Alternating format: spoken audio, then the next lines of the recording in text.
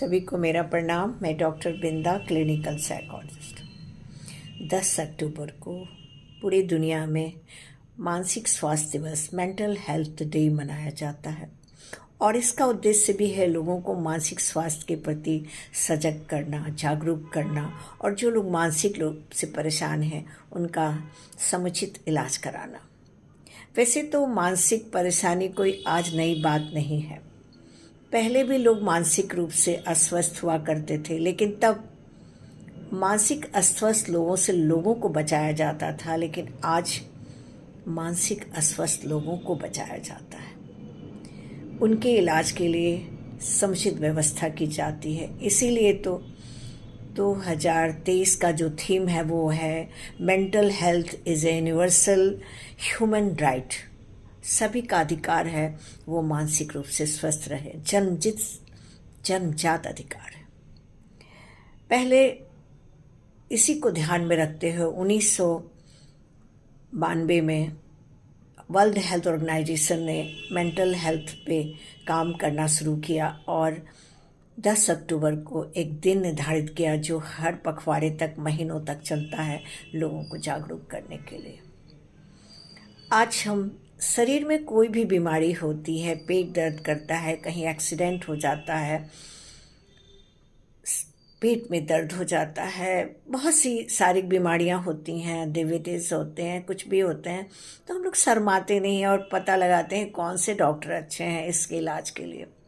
लेकिन कोई इंसान अगर बहुत ज़्यादा डिप्रेशन में होता हो, रात में नींद नहीं आती हो, परेशान चल रहा होता है, तो लोग उसे डॉक्टर के पास ले जाने में शर्माते हैं। एक टैबू बना हुआ है, एक दिमाग में कॉन्सेप्ट है कि लोग क्या कहेंगे, कहीं पागल तो नहीं समझ लेंगे, और हम उसे चुप करा देते हैं। जो धीरे धीरे सर्दी से खांसी की तरह जैसे बढ़ते हैं, उसी तरह वो छोटी मानसिक समस्याएं कब गंभीर मानसिक बीमारी में परिवर्तित हो जाती है पता ही नहीं चलता। अब ज़रूरत है कि हम अपने आप को सतर्क करें। अपने परिवार में अगर कोई परेशान चल रहा हो, किसी से बात नहीं करता हो, पढ़ाई को लेके, पारिवारिक सामंजस्य को लेके या किसी और बात के लिए हमेशा चिंतित रहता हो, डरा हुआ रहता हो और खुद को ख़त्म करने की भी बात करता हो, लोगों से मिलना जुलना छोड़ दिया हो, रात भर जगा रहता हो, बेचैन रहता हो, हमें उसके हाल पे नहीं छोड़ना है। वैसे तो सबसे पहला डॉक्टर हमारे अपने खुद के परिवार में माता पिता, अभिभावक होते हैं, जो बच्चों की परेशानियों को समझने की कोशिश करते हैं। पर आज हमारा लाइफस्टाइल इतना फास्ट हो गया है, हम एक दूसरे को पछाड़ के आगे बढ़ने की होड़ में लगे हुए हैं। इंटरनेट की दुनिया है, कब कौन किससे आगे बढ़ जाएगा या बढ़ जाना है, इसी पे हमारा सारा फोकस हो गया है। रही सही जो कदर थी वो मोबाइल ने पूरी कर दी। आज हम सब सिमट गए हैं अपने अपने मोबाइल और इंटरनेट में। परिवार में एक दूसरे से बात करने का समय नहीं है। यही वजह है कि मानसिक परेशानियां भी बढ़ी हैं। कोविड के बाद हम सब ने देखा कि लोग कितना डर जाते हैं, हर डरे होते हैं, घबराहट हो जाती है, अनहोनी की आशंका होती है, अपने को खोने का डर होता है। वैसे तो बहुत सारे कारण होते हैं, जेनेटिक होता है, कुछ हादसा घर में हो गया, लंबी बीमारी, असफलता, निराशा का कारण बनता है, हताशा निराशा का कारण बनता है। मानसिक बीमारियां जो कमी धीरे होती थी और बहुत भयानक रूप ले लेती हैं। यहाँ तक कि डिल्यूजन, हॉल्यूसिनेशन होता है, कानों में आवाज़ें आने लगती हैं, अजीब चेहरे दिखाई देने लगते हैं, जिसे हम ये कह के कि देवी देवता का प्रकोप है, झाड़ फूँक कराते हैं। पता ही नहीं चलता लोगों को कि ये मानसिक बीमारी है। आइए सबसे पहले हम इस स्थिति में ना आए, इसके लिए खुद को के लिए हेल्प शुरू करें, जिसे सेल्फ हेल्प कहते हैं। कुछ चीज़ों का ध्यान दें, जैसे अपने लिए प्रतिदिन कम से कम आधे घंटे का समय रखें एक्सरसाइज के लिए। फिजिकली फिट होंगे तो कोई भी शारीरिक बीमारी नहीं होगी, साथ ही कोई भी मानसिक परेशानी नहीं आएगी। दूसरा चीज़ कि हर दिन एक टहलने का और मेडिटेशन की आदत बनाएं। कहते हैं कि मन स्वस्थ रहता है, शरीर भी चुस्त और दुरुस्त रहता है।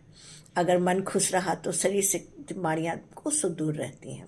इसलिए मेडिटेशन करके, ध्यान करके बच्चों के लिए, बड़ों के लिए, महिला पुरुष सबके लिए बहुत ही ज़रूरी है। अपनी बातों को साझा करें। पहले के ज़माने में कहा जाता था कि सुख बांटो, दुख नहीं। लेकिन मुझे कहना पड़ेगा कि सुख तो बांटो ही बांटो, पर अपनी दुख को छुपाओ मत, वरना कुंठा का रूप धारण कर लेगा और कब आप डिप्रेशन में चले जाएंगे या कब मानसिक बीमारी में कन्वर्ट हो जाएगा आपकी ये सोच पता ही नहीं चलेगा। इसलिए कोशिश करें कि अपनी बातों को अपने जो सबसे करीबी हैं, आपके दोस्त, आपके बड़ी बहन, भाई या माता पिता, उनसे ज़रूर शेयर करें, क्योंकि छुपाने से दर्द बढ़ता है, कम नहीं होता है। साथ ही आपके पसंद की बहुत सी चीज़ें होती हैं जो आप नहीं कर पाते हैं। कोशिश कीजिए कि अपने लिए 1 घंटा दें जिसमें आप अपने मन की चीज़ों को करें। वर्क प्लेस पे जो काम करें वहीं छोड़ दें, घर में आए तो खुश रहें। कभी कभी नेचर के साथ कनेक्ट हों, अपने परिवार वाले के साथ कहीं बाहर जाएं।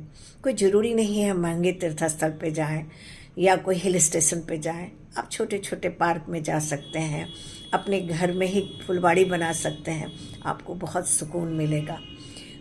टाइम टेबल मैनेजमेंट, सोने और जगने का समय निश्चित कर लें। अच्छी नींद लें, कम से कम 6 से 8 घंटे की नींद आपकी सेहत को तरोताज़ा रखता है। और हाँ, खान पान कोशिश करें घर का बना हुआ खाएं, जो प्रोटीन युक्त हो, कैल्शियम हो, आयरन हो। और ज़्यादा से ज़्यादा बाहर के जो फास्ट फूड है उसको अवॉइड करें। आप देखिए मन कितना खुश होगा, क्योंकि शरीर पे खान पान, मेडिटेशन, एक्सरसाइज और पॉजिटिव सोच, ये चीज़ें बहुत